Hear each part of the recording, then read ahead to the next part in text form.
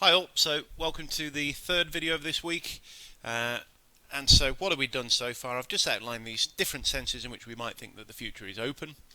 I've focused in on two of them, the notion of alethic openness and then the notion of modal openness. And we've just seen that although it might seem at least plausible at first sight that alethic openness leads to modal openness, in fact it doesn't. We shouldn't think that because something will happen that it must happen. We don't have to think that because the future is fixed that means that it is necessary in some sense, and that it's just a mistake to think that. And I hope that was clear enough. And we're now going to see that's going to tie in with this next issue that we're going to talk about. But there's a kind of a more to it than, well, we'll see how we go. So we're now going to turn to the idea that, what's called the freedom argument, and it's a common thought that people have that if the future is fixed, then we somehow lack free will. And I'm going to lay this out in a similar way how I do so in the book, but with a different proposition. So what's the argument for this? Well, let's take some proposition about the future. Again, I'll just take one with regards to me. So let's suppose that it's now true, so it's alethically closed, that I'm going to have eggs for breakfast tomorrow. And we can again imagine this on a kind of eternalist model where the future is already there, and tomorrow morning there I am already in some... Already is probably the wrong way of putting it, but you get the idea. I am there in the future already eating eggs for breakfast, so it will happen. It's already part of reality. So it is presently true that Ben will have eggs for breakfast tomorrow. Then the thought goes, well, if it's presently true that Ben will have eggs for breakfast tomorrow, he's not free to choose not to, right? I mean, when the time comes, there's no sense, it looks like, that I can choose not to do that. Well, if Ben is not free to choose not to have eggs for breakfast, then his choice of breakfast is not a free choice. Therefore, Ben's choice of breakfast is not a free choice. So that's the kind of argument. I mean, there might be variations on this argument that you can come up with, and it's just a way of cashing out the thought that lots of people have that if indeed the future is fixed, as the eternalists say, then it impacts on human free will. So I'm going to think about, well, okay, how do we respond to this argument, thinking about the premises themselves. Well, if we want to reject it's a valid argument, by the way, so if we want to reject the argument, we're going to have to reject one of the premises. As it stands, premise one is just the assumption that we're making. So premise one just says that this is just a random proposition that we've chosen. Ben will have eggs for breakfast tomorrow. Doesn't matter. If the future is alethically closed, then there are a whole bunch of propositions about each of our lives. We could plug any one of those into there, and it's going to tell you that no matter which one you pick, wherever you're talking about the future, whatever action you perform, it's not going to be free. I hope it's clear that this is a kind of, although this uses this particular proposition, any proposition about your future actions could be plugged in there, or anybody's future actions. So okay, that's the assumption that we're making, so we can't reject that one. I mean, we could, but we're at the moment supposing that the future is alethically closed and seeing what follows. So we're going to leave that premise for a moment. We will look at the idea that we can reject the idea that the notion that the future is alethically open shortly, but for the time being we'll leave that one. So we've got to reject either premise 2 or premise 3. Okay, well, let's have a think about that shortly, which one we could feasibly reject.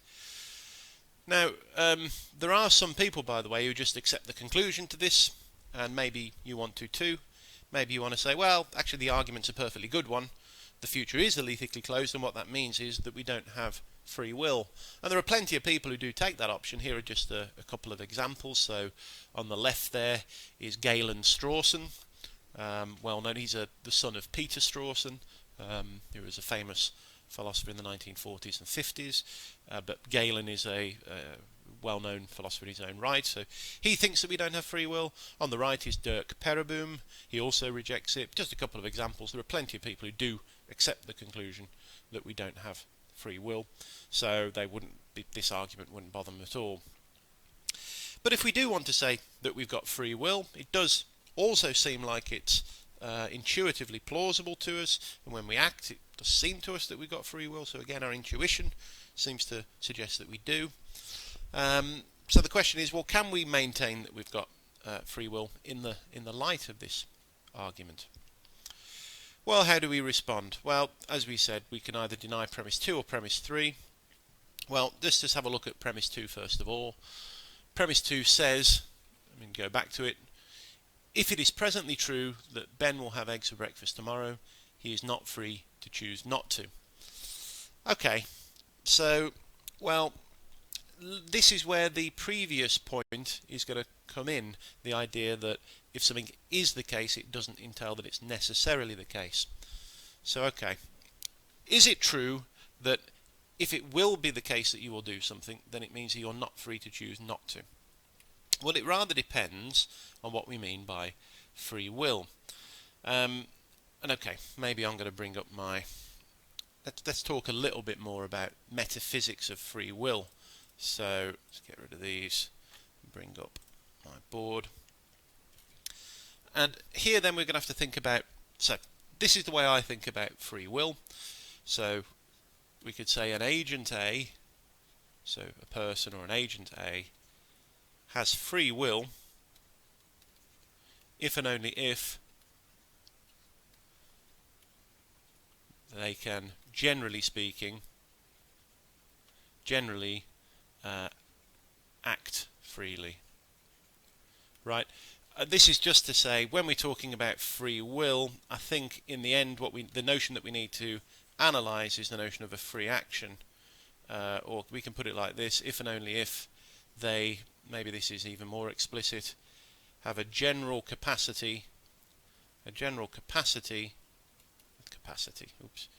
to perform free actions. So in other words, in order to understand what free will is, we need to understand what a free action is. So an action is free, let's call the action alpha.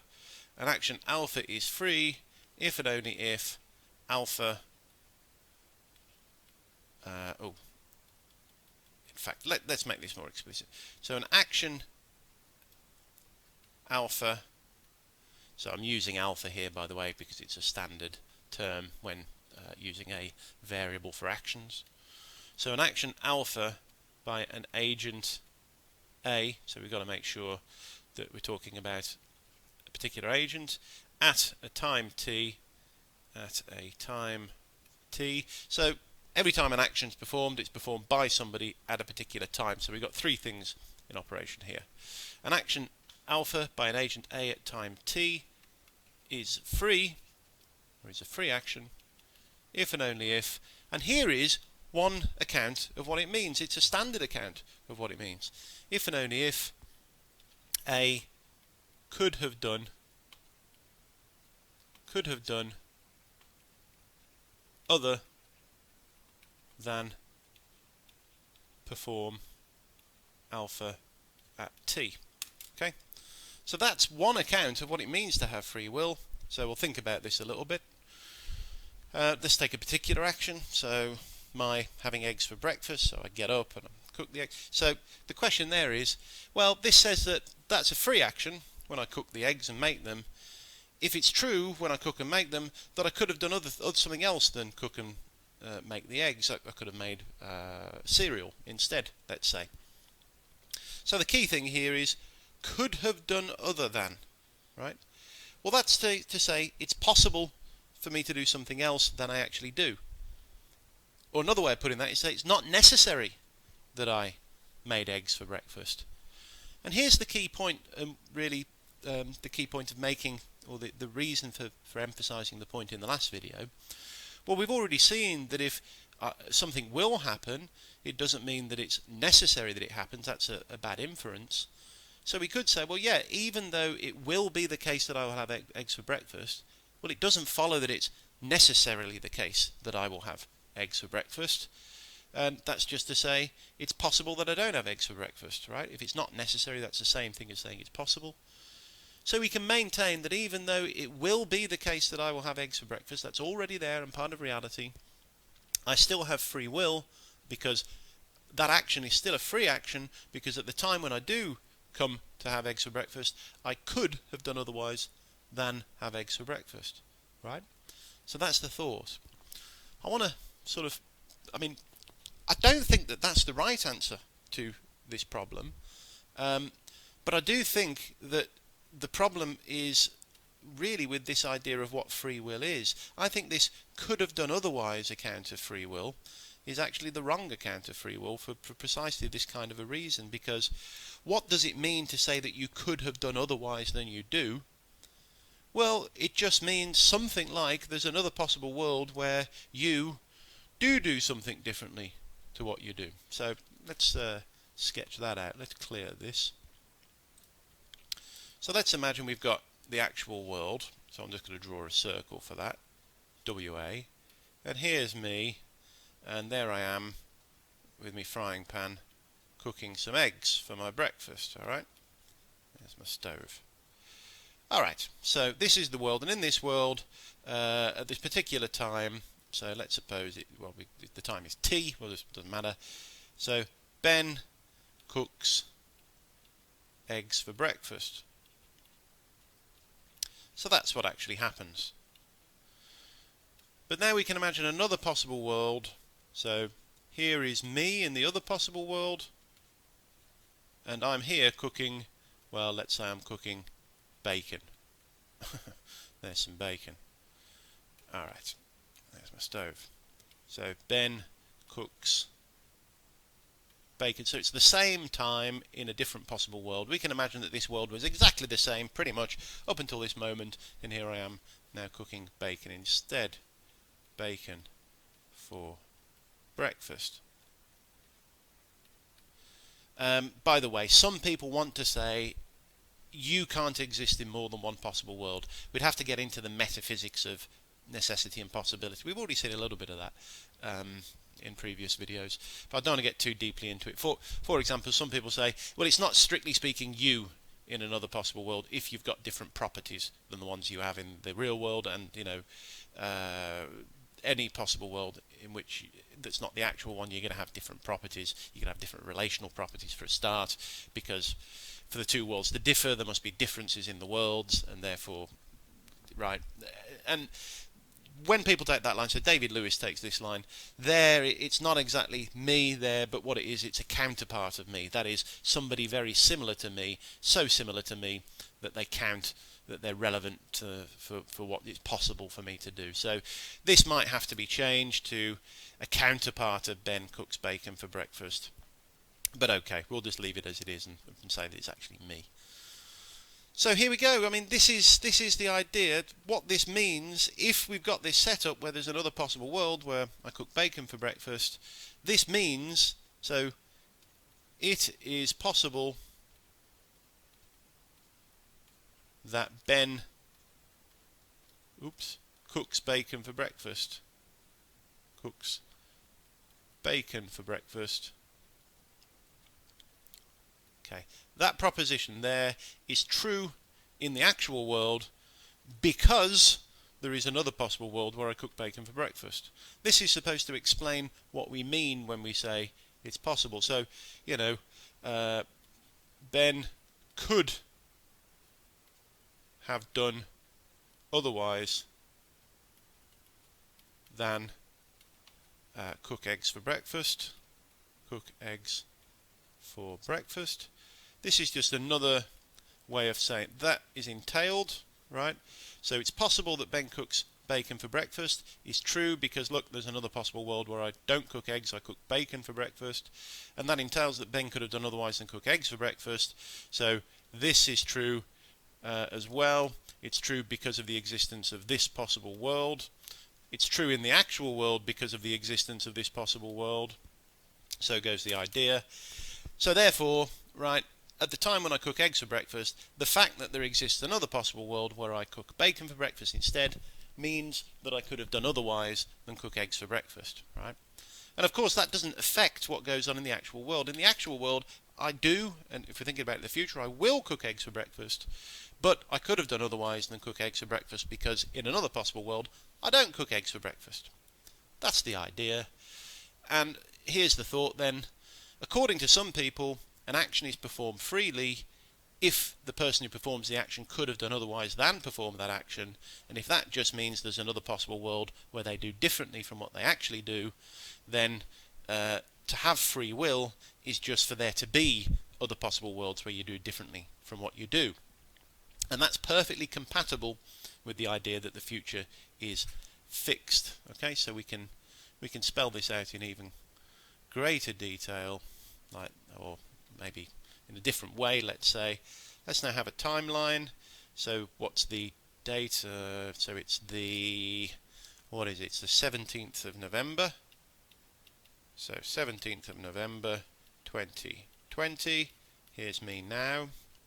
Here we have the 18th of November 2020. This is the timeline of the actual world, and we're supposing here we are now on the 17th of November, and here is me tomorrow with my frying pan cooking eggs for breakfast. So we have the proposition that's true in the actual world now, so I'll just put an arrow there to say this is the point when the proposition is true. Ben will cook eggs for breakfast tomorrow. Okay, so we're supposing that the proposition is alethically true, and on this eternalist kind of a picture where tomorrow already exists and there I am cooking eggs tomorrow, then this proposition here is true. Okay, so alethically the future here is alethically closed. That proposition is true now on the 17th of November 2020. So then what we have to imagine is the other possible world where I'll just draw myself. There I am. Or perhaps a counterpart of me, but we're supposing that it's actually me. There I am on the 17th of November 2020. Here's the 18th of November, tomorrow, 2020. And in this world, I'm not cooking eggs, but I'm cooking bacon. There's bacon. So the thought here is, okay, it's true that I'll cook eggs for breakfast tomorrow, but I could cook something else. I could cook something else for breakfast tomorrow, where that's meant to pick out the possibility that I could. This is also going to be true. It's true at the same moment. It's true now that I could cook something else for breakfast tomorrow because of the existence of another possible world. This possibility in another possible world tomorrow is what makes this true. So if you like, this is what makes this fact true. The fact that in the actual world I will cook eggs for breakfast tomorrow makes that true. What makes it true that I could cook something else for breakfast other than eggs is the existence of another possible world with me cooking eggs in that other possible world. Bacon in that other possible world. So then the idea is, well, I have free will. If I could do otherwise than I do. So even though it's true that I will cook eggs for breakfast, it's also true that I could do otherwise, and therefore I still have free will. Right. I hope that makes sense to you. And this, just to go back to the PowerPoint, this is denying premise 2. So you're free if you can perform an action in the sense that I gave. So in terms of the previous video. So in this one, well, I'm free. That's what freedom just involves the ability to do otherwise, or could have done otherwise, and that's true in this picture because there are other possible worlds, right? So that is to deny premise 2. So if it is presently true that Ben will have eggs for breakfast tomorrow, he is not free to choose not to. That comes out as false on this account, because on this account, what it is to have free will is to have the ability to perform free actions, and what the ability to perform a free action or if an action is free just if there's another possible world where you do differently, and nothing in the idea that I will have eggs for breakfast tomorrow means that there is no other possible world where I don't, and so on. So I hope that you see the line of argument there, and that's to deny premise 2. Now, as I've said, I think that's a coherent response, but I don't think that it's the right kind of response. By the way, some people say, I'm not sure about all this talk about possible worlds. Is that really what we mean by possibility and necessity and so on? Well, the challenge, I think, to anybody who says that is to say, well, what do you mean when you say that somebody could do otherwise than they do? Given that people do what they do, what do you mean when you say they could have done otherwise? And it's not at all clear what people mean unless they're thinking about it in terms of other possible worlds here. So, there we go. That's this account. But what I think this actually shows is, I think that this account of free will is wrong. So, okay, so remember here we're thinking about free will in terms of the general capacity to perform a free action. So I'll just put this here as the first account is the could have done otherwise account of free will. Could have done otherwise account of free will. And I just think that this account just turns out to be false. That's not what it is to have free will. It's too weak. I mean, anytime anybody does anything, there's always another possible world where they do something differently. So even so think about some paradigm cases of people lacking free will, or the cases where we would ordinarily say that people lack free will. So I'm thinking here of things like addictions. I mean, we think that people, when they've got an addiction, it affects their free will. It impacts upon how free they are.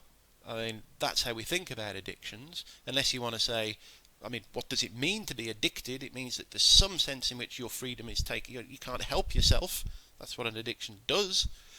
So, I mean, with me, it's always been smoking. I've had a problem with smoking for years. Well, the thing is, I think a lot of the time, I've not really wanted to give up. But anyway, the times when I've really tried to give up, I've failed, and I've found myself smoking even when I don't want to, in some sense of that, and therefore I'm sort of smoking against my will in some sense. It could be even stronger, the heroin addict who can't help but, they're driven to do things that there's a sense in which they don't want to do, but they do anyway.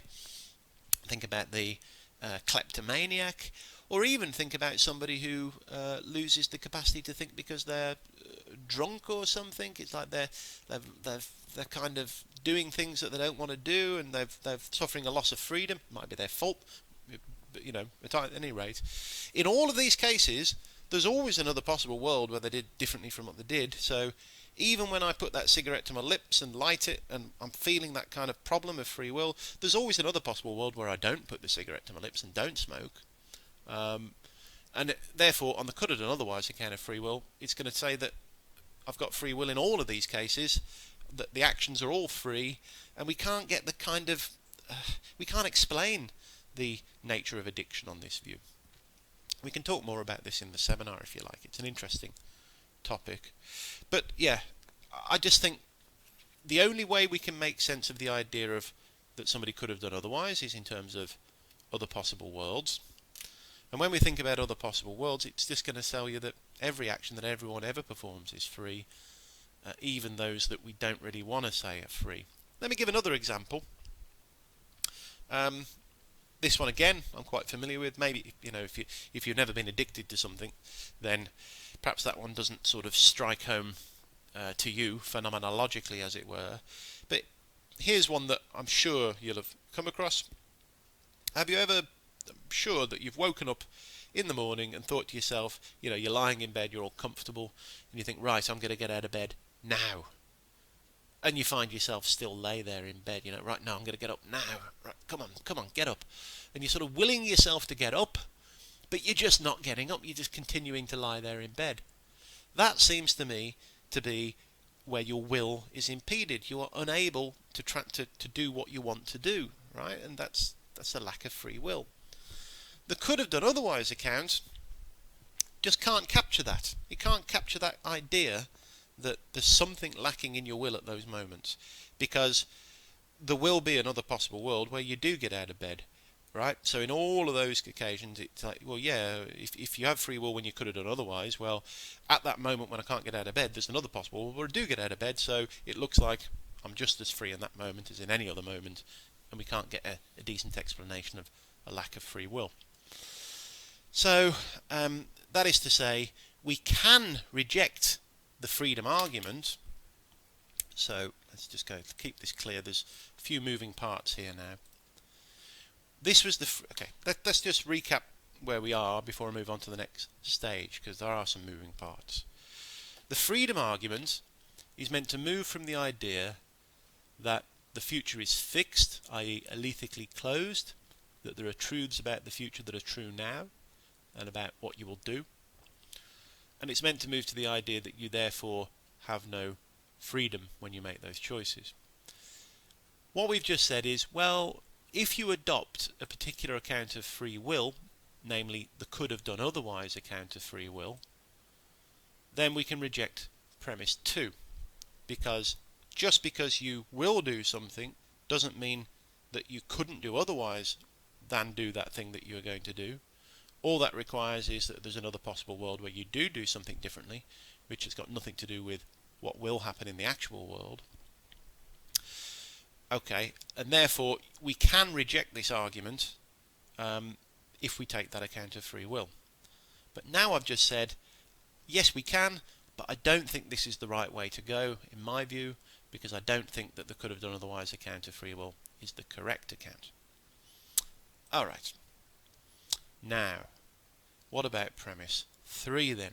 And I'll introduce this. There's another account of free will in the literature. And by the way, the reason why I've got Hume here in, where's it gone? This is denying premise 3. This is David Hume with his shower cap on. Hume here is because he defended this alternative account of free will. He wasn't the first. I think Thomas Hobbes was probably the first to defend it, so the famous political philosopher who wrote Leviathan. And many others have defended it since. The modern day, I haven't got it on here, but maybe I'll quickly open up. So Harry Frankfurt is probably the most famous defender of the view in modern times. So this is Harry Frankfurt. I think he's dead now. Is he dead? Oh no, he's still alive. He's 91. Good old Harry. Yeah. So okay.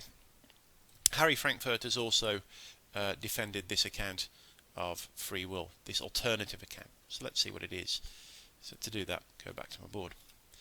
This other account says, well, in actual fact, free will isn't to do with the idea that you could have done otherwise. So this is a shortened version of the idea. If you remember, it said something like an agent A performs action alpha at T freely if and only if A could have done otherwise than perform alpha at T. That was what that's short for. So this one I'm going to label as the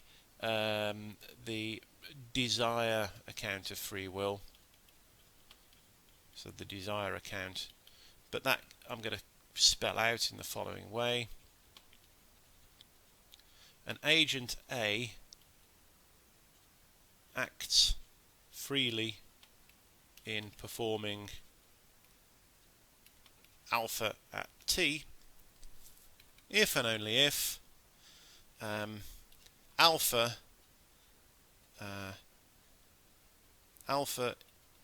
is an action. Well, no, let's put it a different way. If and only if A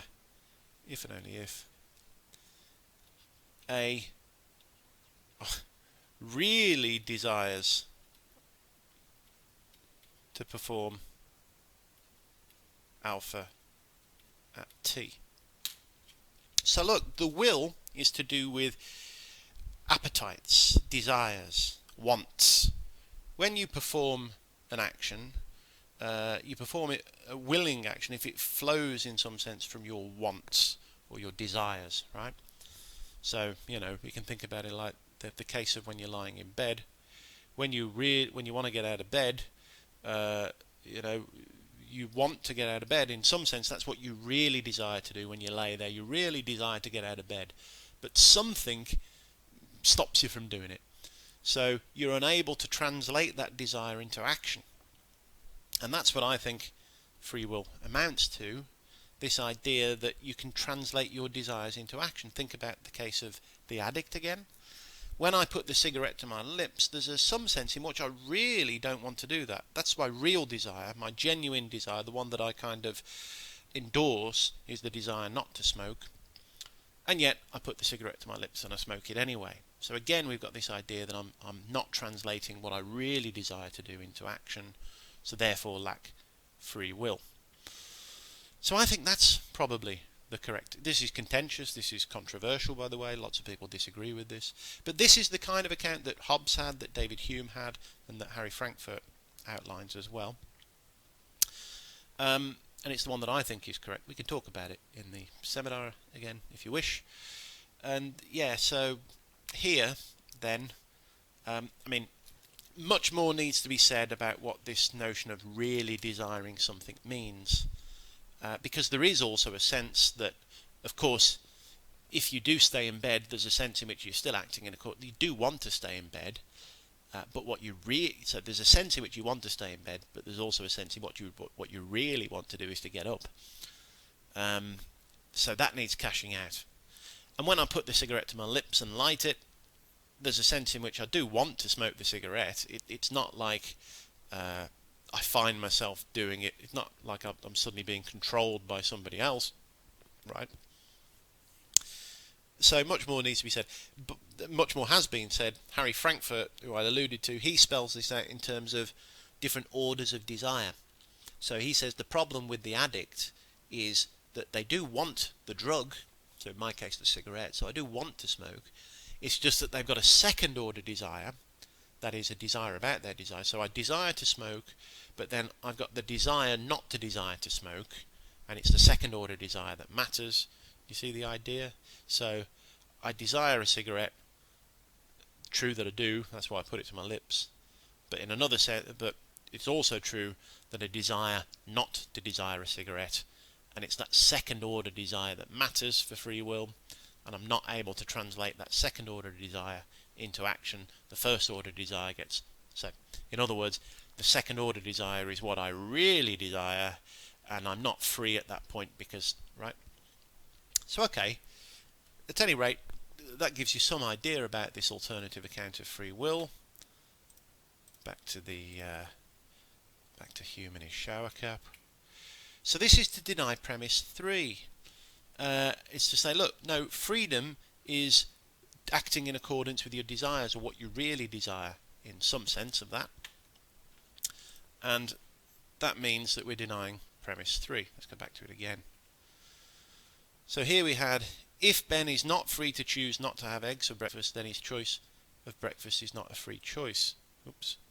And that's not true, because, in fact, well, I mean, it's not even the case that I'm not free to choose. I mean, it just, in fact, yeah, maybe it's still sort of premise 2. It's kind of premise 3 that we're rejecting here. So the idea here is meant to be, look, if I will have eggs for breakfast tomorrow, that might be already kind of part of reality. It's alethically true that I'm going to have eggs for breakfast tomorrow. But when that moment comes, if that's what I really want to do and really desire, then I've got free will when I do it. So, in other words, the fact that the future is already out there is perfectly compatible with the idea that when the future occurs, I'll be acting freely. So the conclusion doesn't follow.